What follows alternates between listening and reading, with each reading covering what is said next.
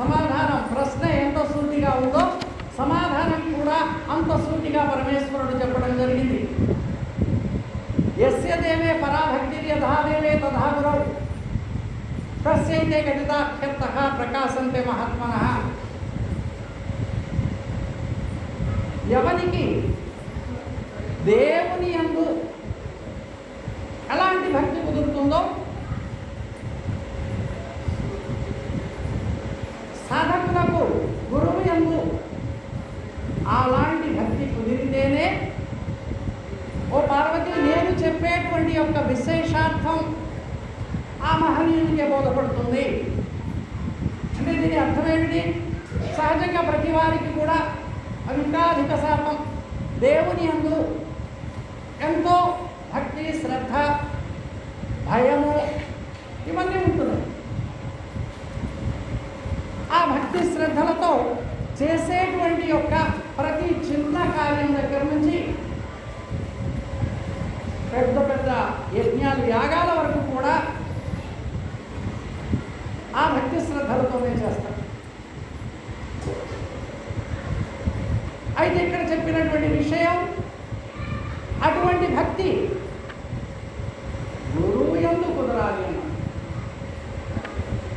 భగవద్గీతలో కూడా నాకు మోక్షం ఎలా కలుగుతుంది, నాకు జ్ఞానం ఎలా లభిస్తుంది అని అర్జునుడు అడిగినటువంటి ఒక ప్రశ్నకు శ్రద్ధవాన్ లభతే జ్ఞానం, అర్జున నీ అందరి శ్రద్ధ చేతనే నీకు జ్ఞానం లభిస్తుంది. శ్రద్ధ అంటే మనందరికీ తెలుసు. సాధన చతుష్టయ సంపత్తిలో శమము దమము ఉపరతి తితిక్ష శ్రద్ధ సమాధానం అనే 6 విధానాల్లో శ్రద్ధ అనేటువంటిది ఒకటి. గురు వేదాంత విశ్వాసమేవ శ్రద్ధ. శ్రద్ధ అంటే వేరొకటి కాదు, గురువు యందు గురువు చెప్పేది వేదాంత వాక్యముల యందు విశ్వాసము కలిగి ఉండడమే శ్రద్ధ. గురువు యందు విశ్వాసం ఉండాలి, గురువు చెప్పేటువంటి యొక్క బోధ యందు విశ్వాసం ఉండాలి. సహజంగా ఎవరమైనా సరే ఒకరు ఏదైనా ఒక మాట చెబితే ఆ వ్యక్తి మీద విశ్వాసం ఉన్నప్పుడే ఆ వ్యక్తి చెప్పినటువంటి యొక్క మాటను మనం ఆచరణలో పెట్టుకుంటాం, అనుసరిస్తాం. ఒకవేళ వ్యక్తి మీదనే విశ్వాసం లేదు, ఆయన గొప్పదైనటువంటి ఒక సత్యాన్ని చెప్పినా కూడా ఆ మాటను పెడచెవున వింటాము, వదిలేస్తాం. కనుక ముందు విశ్వాసం కావాలి. విశ్వాసం కుదిరితే గురువు మీద ఎప్పుడైతే విశ్వాసం కుదురుతుందో అప్పుడు గురువాక్యం మీద కూడా విశ్వాసం కుదురుతుంది. ఎవరికి గురువాక్యం మీద విశ్వాసం కుదురుతుందో వారు ఆ వాక్యానుసారంగా ఆచరణలో పెట్టుకోగలుగుతారు, ఆచరించగలుగుతారు. భాగవత కృష్ణ దేశిక ప్రభుల వారు కూడా కందార్థంలో శ్రద్ధ బోధందు నిలిపి అశ్రద్ధను ఝాడించిదివా బద్ధత్వం అణిగిపోవును. మందపద్యాలు చెప్పారు, బుద్ధికి ఇది సరిపడుగలోయి. శ్రద్ధ ఎక్కడ నిలపాలి? మనకు సహజంగా మన శరీరం మీద శ్రద్ధ ఉంటుంది, మనం తినే పదార్థాల మీద శ్రద్ధ ఉంటుంది, మనం సంపాదించుకునేటువంటి యొక్క ధనధాన్య వస్తువాహనాల మీద శ్రద్ధ ఉంటుంది. శ్రద్ధ అన్న ప్రేమ అన్న ఒకటే. మన గృహారామ క్షేత్రాదుల మీద ప్రేమ ఉంటుంది, భార్యాపుత్రాది సంఘాతం మీద ప్రేమ ఉంటుంది. కానీ ఆ ప్రేమ కాదు కావాల్సింది. అక్కడ భక్తికి నిర్వచనం కూడా చెప్పారు రాజయోగ్యంలో. భక్తి అంటే ఏమిటి అంటే భయము చేత కూడినటువంటి ప్రేమ. భయము చేత కూడినటువంటి యొక్క ప్రేమ. ఎందుకు భయము? దేనికోసం భయము అంటే ఎక్కడ నేను వేసేటువంటి యొక్క అడుగు తప్పటడుగు అవుతుందేమో, గురువు చెప్పినటువంటి యొక్క ధర్మానికి విరుద్ధంగా ఉంటుందేమో అనేటువంటి భయం ఉండాలి. ఆచరణలో భయం ఉండాలి, మరలా ప్రేమ ఉండాలి. ఏ వాక్యాన్ని అనుసరించినట్లయితే, ఏ బోధ పద్ధతి ప్రకారం నడుచుకున్నట్లయితే నేను ఈ ఘోరమైనటువంటి యొక్క జన్మవరణ రూపమైనటువంటి దుఃఖ సాగరము నుండి తప్పించుకోగలుగుతాను అనేటువంటి యొక్క ప్రేమ ఆ వాక్యం మీద ఉండాలి, ఆ గురువు యొక్క వాక్యం మీద ఉండాలి.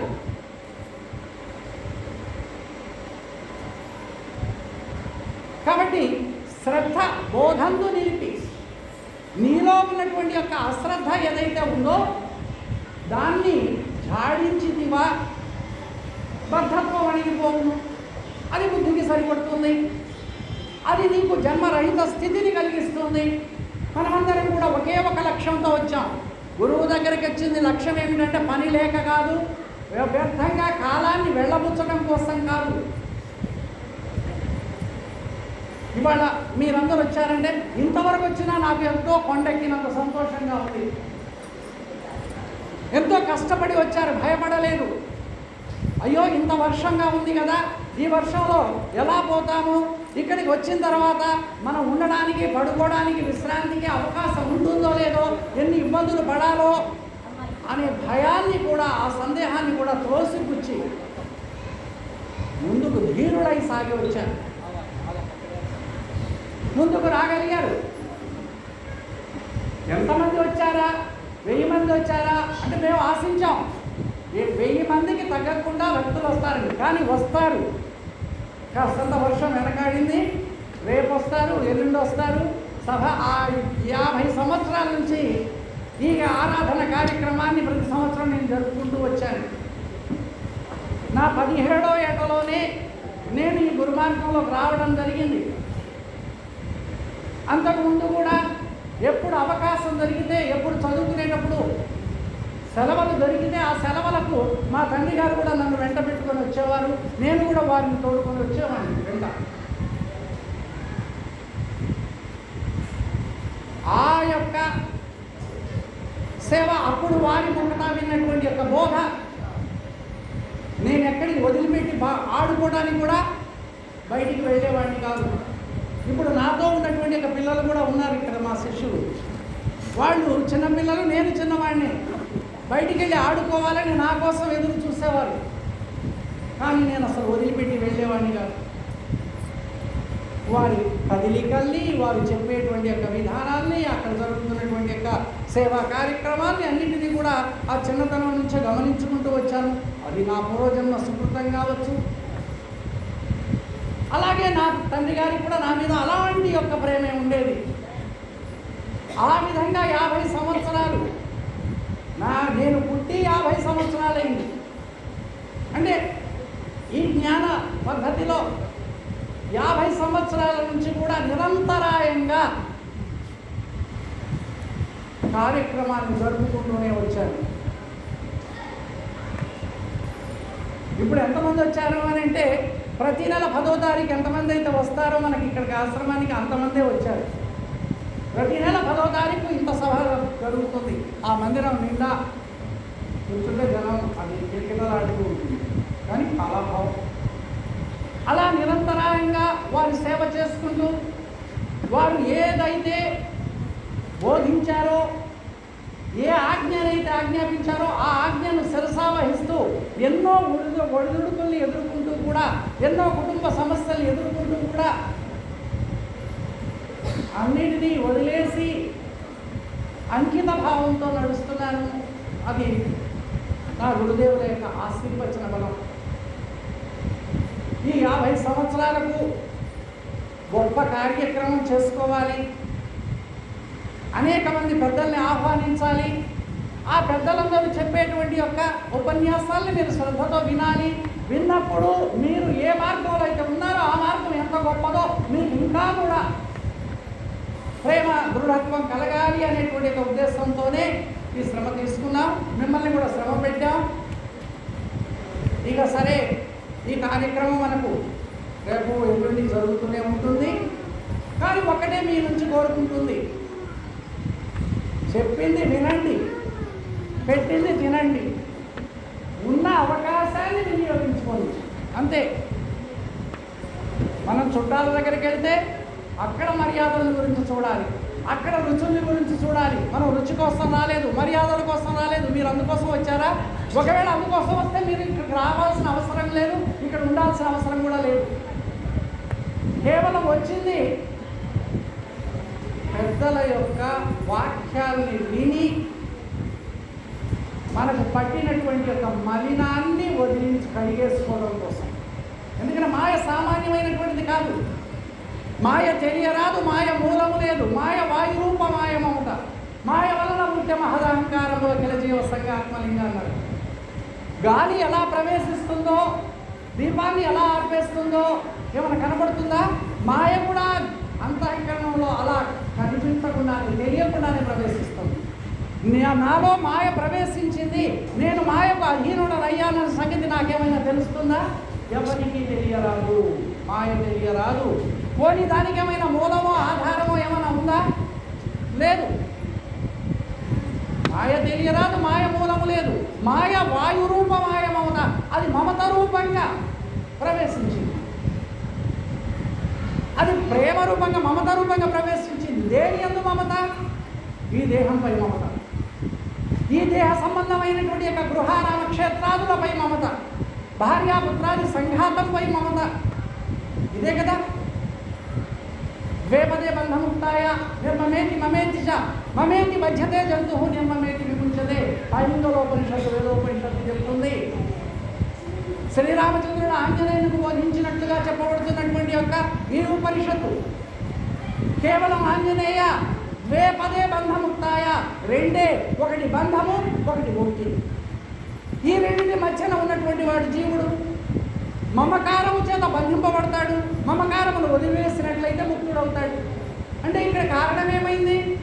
మమేతి బధ్యతే జంతువు. ప్రతి జీవి కూడా మమకారము చేతనే బంధింపబడ్డాడు. ఎంతవరకు తనకు మాయ మమకారం ఉంటుందో ఆ మమకారము చేతనే అహంకారం వచ్చింది. అహంకారమే అన్నిటికీ మూలమైనటువంటిది, అహంకారమే జన్మకు మూలమైనటువంటిది.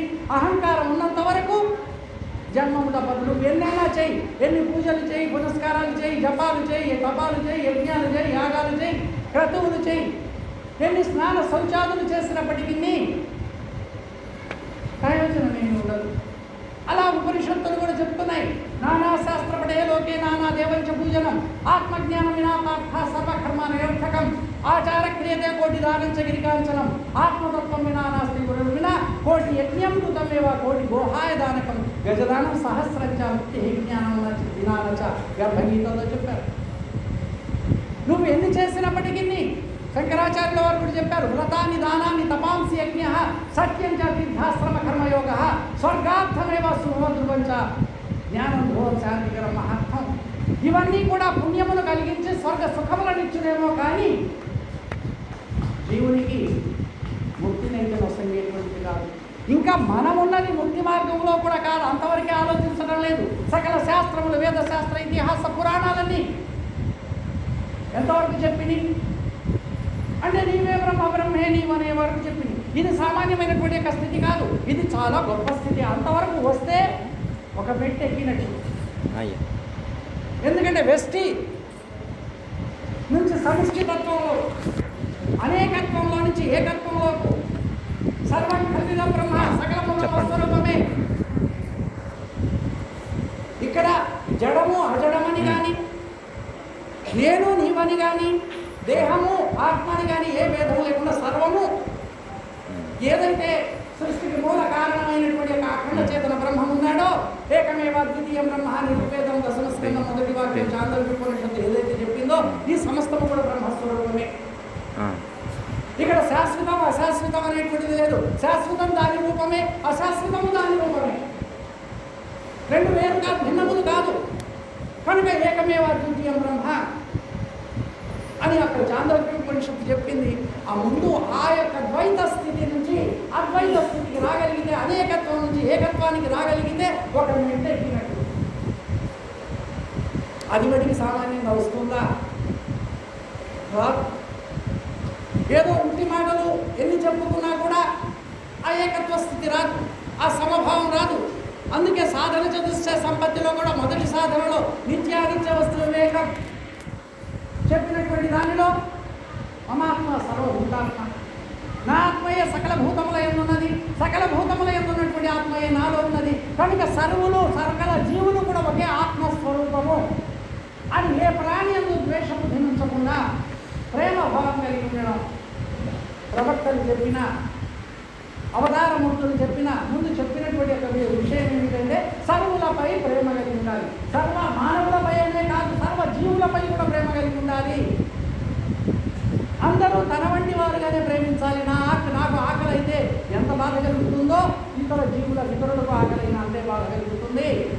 అనారోగ్యం వస్తే ఎంత బాధ కలుగుతుందో ఇతరులకు వచ్చినటువంటి అనారోగ్యం కూడా అంతే బాధ కలుగుతుంది అని అందరి ప్రేమ భావం కలిగి ఉండాలి. నేను ఒక్కనే బాగుండాలి, మిగతా వాళ్ళందరూ ఏమైపోయినా ఏమీ లేదు అనేటువంటి యొక్క వేద బుద్ధి ఉండకూడదు. ఇదంతా కూడా మరి ఆ వేదశాస్త్ర ఇతిహాసాలన్నీ కూడా ఆ ఏకత్వంలోకి తీసుకొచ్చింది. అక్కడ ఏదో వేదశాస్త్రంలో ఆ 1179 ఉపనిషత్తుల్లో 80వ ఉపనిషత్తు మహానారాయణ ఉపనిషత్తు గర్భీకృతమైనటువంటి ఒక అనంతోపనిషత్తు. మరి నాయన మీరు ఈ 1179 మంది ఏ భావం అయితే సత్యము సత్యము శాశ్వతము అంటున్నారో అసలు అదే మహామాయ నాయన, అదే మూలము. అది అనేకమవుతుంది. ఎలా అయితే అనేకమైందో మళ్ళీ అనేకం ఏకమవుతుంది. సముద్రంలోని నీరు ఆవిరవుతుంది, సూర్యుని యొక్క తాపం చేత మేఘములుగా ఏర్పడుతుంది. ఆ తరువాత ఋతుపవనాల చేత చల్లపరచబడి వర్ష బిందువులుగా వర్షిస్తుంది. అవి కాలవలై నదులై మళ్ళీ తిరిగి సముద్ర గర్భంలో కలిసిపోతుంది. మళ్ళీ ఆవిరవుతుంది, మళ్ళీ ఆకాశంలో మేఘాలు ఏర్పడుతుంది, మళ్ళీ వర్షిస్తుంది, మళ్ళీ సముద్రంలో కలిసిపోతుంది. ఇది దాని యొక్క నిజమైన స్వభావం అయింది. అది తెలుసుకో. కానీ ఆ సత్యం అనేటువంటిది దీనికి ఆవల ఉన్నది. అందుకే రాహుల్ కృష్ణ ప్రభువుల వారు కూడా పిండ బ్రహ్మాండములు 2, ఈ రెండులోని 2 అహములు, ఈ ఖండములు 4 కూడి ఆ ఖండంలోకి ఎరుకరుపు గంగరామాచండి. ఆ పిండాండములో ఉన్నటువంటి ఒక అహం, బ్రహ్మాండములో ఉన్నటువంటి ఒక అహం, ఈ 4 ఖండములు కలిసే అఖండమైనటువంటి ఎరుకైంది. ఈ ఎరుకే లేనిది, ఇదే భ్రాంతి రూపమైనటువంటిది, ఇదే లేనిది అని చెప్పి నువ్వు ఎప్పుడైతే గురుముఖత తెలుసుకుంటున్నావో అప్పుడే నీవు లేకపోతావు. నీవు లేకపోవడమే జన్మరహితం. అంటే సావడం కాదు, నీ శరీరాన్ని వదలడం కాదు, నీవు ఉండగానే లేని వాడును కావాలి. నీ శరీరం ఉన్నప్పుడే నేను లేని వాడిని అనేటువంటి ఒక స్థితి నీకు రావాలి. ఆ స్థితి రావాలి అని అంటే గురుముఖత, శ్రద్ధతో, సేవాభావంతో పెద్దలు చెప్పినటువంటి 4 శుశ్రూషలు లోలత గావించుకుని లోకాతీతం ఆలోకించి ఈ లోకము జోలి విడివింటే చాలన్న అన్నట్లుగా మనం ముందుగా ఆ స్థితిని అలవర్చుకోవాలి, ఆ నడవడికను అలవర్చుకోవాలి. మా నాన్నగారు అనేవారు, కుక్కతో ఒక వంకర 6 నెలలు గొప్పం కట్టి ఉంచినా మళ్ళీ అది తీయగానే అది దాని స్వభావం తీరుగా వంకర జరుగుతుంది. మరి మనం కూడా అంతేనా? ఈ విన్నది, చదివింది, చేసింది అలా వ్యర్థం గావించుకోవడానికేనా? కాదు కదా. ఒక గొప్ప లక్ష్యంతో వచ్చాం. ఎవరికైనా ఈ కోరిక కలుగుతుందా? నాకు జన్మరహితం కావాలి అనే కోరిక ఎవరికి కలగదు. ఎవరో అనేక జన్మల యొక్క పుణ్యవశాత్తున తెలిసి కాదు. మనందరికీ తెలుసా గురువు దగ్గరికి రాకపూర్వము అసలు జన్మమో కర్మమో ఉంది, ఇది దుఃఖకరమైనటువంటిది, దీని నుండి తప్పించుకోవాలి అనే ఆలోచన ఎవరికి కలిగిందో, ఏ మహనీయునికి కలిగిందో? సత్కర్మ పరిపాకతో బహూనాం జన్మనామంతే నృణామోక్షేజాయతే బలా సద్గురు మాశ్రిత్య శిరకాల సేవయ బంధాత్మోక్షంగా ప్రయోజనం. అనేక జన్మల యొక్క పుణ్యవశాత్తున కానీ ఈ జన్మ వచ్చి ఈ జన్మలో కూడా నాకు జ్ఞానం ఒకటి కావాలి, నాకు మోక్షం ఒకటి కావాలి, నాకు జన్మరహితం కావాలి అనేటువంటి ఒక కోరిక కలుగుతుంది.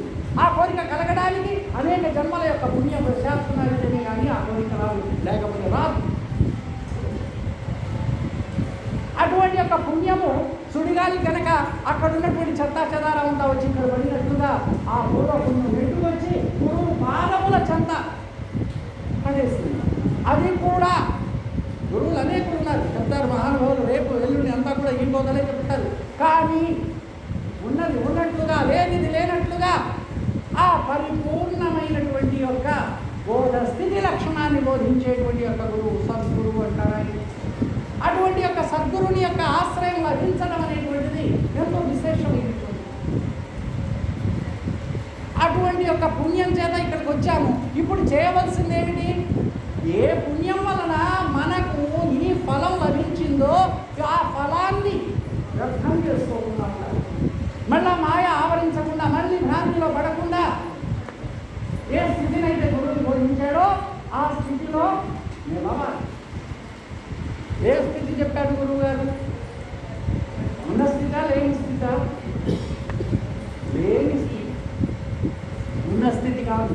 అందరూ ఉన్న స్థితిని గురించి చెప్పారు. ఎంతో గొప్పగా కావేటి కాలువలవలే ఎలా అయితే నానా శాస్త్రాలన్నీ కూడా లేని దానినే ఉన్నది అని గట్టిగా శాస్త్ర భాష్యాదుల చేత, శాస్త్రం అనేటువంటి యొక్క తాళ్ల చేత కట్టి నిలబెట్టారు. కానీ నీళ్లు మూట కట్టినటువంటి యొక్క పై పంచలో కట్టినటువంటి యొక్క నీళ్ల మూట నువ్వు ఎంత ప్రయత్నం చేసినా కూడా ఒక బిందువు కూడా నిలవదు. అలాగే ఈ బోధలన్నీ కూడా అలాంటివే, ఈ మార్గాలన్నీ కూడా అలాంటివే. దాని యొక్క ఆంతర్యాన్ని, దాని యొక్క సూక్ష్మాన్ని తెలుసుకోగలిగినప్పుడు ఇక సాధకునికి తత్వమేముంది, లోటే ఉంది. కాబట్టి ఆ స్థితికి రావాలి. ఆ స్థితికి రావడం కోసమై ప్రయత్నం చేయాలి. దానికోసమే సాంఖ్య, తారక, అమనస్క, పరిపూర్ణ భావాలుగా విచారణ చేయవలసి వచ్చింది. దానికోసమే సేవా శుశ్రూషలు కావాల్సి వచ్చింది. దానికోసమే సాధన సంపత్తి కావాల్సి వచ్చింది. ఇవన్నీ దేనికోసము అని అంటే చంచలమైనటువంటి బుద్ధి ఆ గురువు యొక్క వాక్యమును నిలవడం కోసం ముందుకు ఈ సాధనలన్నీ కావాల్సి వచ్చింది, ఈ విచారణలన్నీ కావాల్సి వచ్చింది. లేకపోతే ఇవన్నీ అవసరం లేదు. రెండే మాటలు, ఒకటి ఉన్నది, ఒకటి లేదు. ఉన్నదానిని ఉండ చూసుకొని లేని దానిని లేదని నీవు నమ్మితే సరి. ఇంక మూడో మాటతో అవసరం లేదు. ఒకవేళ ఎలా లేదు అని నీకు సందేహం కలిగేటట్లయితే కలలో వచ్చిన ప్రపంచం ఎలా లేదో అలాగే లేనిపోయింది అని ఉపమానం కూడా చెప్పారు. మూడోది రెండే మంత్రాలు, 3 మంత్రాలు లేవు, రెండే మంత్రాలు. మూడవ మంత్రం ఆ లేని దానికి ఎలా లేదో దానికి సాక్ష్యం చెప్పింది. అందుకే వాటి గ్రంథార్థాలు అనేక చోట్ల కూడా ఉన్నది పరిపూర్ణం లేదు, ఎన్నటికీ ఎరుకైతే చిన్నటిలో అమ్మ ఆ ఎన్నో నే బోధించిన తిన్నది తిరుగుగా మొదలు 12 అక్షరములు గల సదమల మంత్రార్థం ఎరిగి సద్గురు కృపచే 16 అక్షరములు గల నదితో తెలిస్తే నేను నగలే సద్గురు జీవుగా నగలే. ఈ విధంగా ఎన్నిటిని ప్రధానంగా సూచించారు, తెలియజేశారు. కాబట్టి ఆ భావంలో మనం స్థిరత్వాన్ని సంపాదించుకోవాలి, మన జన్మను ధరింపజేసుకోవాలి. అనేక జన్మల యొక్క పుణ్యవశాత్తున దొరికినటువంటి యొక్క ఈ అవకాశాన్ని సార్థకం చేసుకోవాలి. ఒకవేళ ఈ అవకాశాన్ని సార్థకం చేసుకోలేకపోతే ఎక్కడికి వెళ్తాం? మళ్ళీ ఇంతకుముందు ఎక్కడి నుండి అయితే జన్మ పరంపరలను ఎత్తుకుంటూ ఆ జన్మల యందు అనేకమైనటువంటి యొక్క దుఃఖాన్ని ఆధ్యాత్మిక, అతి భౌతిక, అతి దైవిక తాపత్రయాగ్ని చేత అనుక్షణం దహించబడుతూ వచ్చామో మళ్ళీ అదే స్థితికి వెళ్ళిపోతాం. అందుకే వేమన అన్నాడు, నరజన్మము తానెత్తి పరమాత్మ నిరుంగలేక పాపాత్ముడై కొరగాని మనలో వచ్చిన తిరిగి అధోగతికి నేను స్థిరమను వేమ. సరే, ఇలా చెప్పుకుంటూ పోవడం, నేను చెప్పుకోవడం కోసం ఈ సభను పెట్టలేదు, పెద్దలందరి చేత చెప్పించాలని సభ పెట్టాను. రేపటి నుంచి నేనేమి మాట్లాడను, నేనేమి సభలో రాను, నేనేమి ఉపన్యాసాలు చెప్పను. ఏదైనా వచ్చిన పెద్దలకు మనం వాళ్ళు చెప్పేటువంటి యొక్క అమూల్యమైనటువంటి యొక్క వాక్యాలు మీరు ఎంత శ్రద్ధతో వింటారో వారు చెప్పే వాక్యాల మాధుర్యం మీకు దొరుకుతుంది. ఏముంది, ఆయన అదే చెప్పాడు, ఈయన అదే చెప్పాడు, మా గురువు గారు అదే చెప్పాడు, మీరు ఎప్పుడు చెప్పినా అదే కదా, ఆ మాటలే కదా. కానీ మరి మనం తినేది కూడా తిన్నది అన్నమే, ఈరోజు తిన్నది అన్నమే, రేపు తినేది అన్నమే, పుట్టిన కాడి నుంచి తింటుంది అదే, చచ్చే వరకు తినేది అదేగా. కానీ అందులో అశ్రద్ధ ఏమైనా ఉంటుందా? లేదుగా. దాని మీద వైరాగ్యం రావడం లేదు. రోజు చేసే స్నానమే కదా అని స్నానం మానుకొని దీని మీద వైరాగ్యం రావడం లేదు. ఎందుకంటే మాయ యొక్క ప్రభావం అలాంటిది, మాయ యొక్క ప్రభావం అలాంటిది. దాని మీదనే అధికమైనటువంటి మక్కువ ఉంటుంది. ఎందుకు ఇంత మక్కువ కలుగుతుంది? ఏదో విజ్ఞానం లేనటువంటి యొక్క పశుపక్షి క్రిమి కీటకాది జన్మల యందు వాటి యందు అధికమైనటువంటి యొక్క జ్ఞానం లేదు కాబట్టి, విశేష జ్ఞానం లేదు కాబట్టి వాటికి ఆ భావన ఉంది. మరి మనం మానవ జన్మకు వచ్చాం కదా, సర్వశ్రేష్టమైనటువంటి యొక్క ఉత్తమమైన మానవ జన్మకు వచ్చాం. ఏ జీవిలో లేనటువంటి యొక్క వివేక జ్ఞానం మనకుంది. ఆ వివేక జ్ఞానాన్ని మేలుకొల్పి ఉద్ధరేదాత్మానాత్మాన తనను తాను ధరింపజేసుకోవాలి, తనను తాను రక్షింపజేసుకోవాలి, తిరిగి అధోగతి పాలు కాకుండా రక్షించుకోవాలి. దానికోసం మానవ జన్మ వచ్చింది.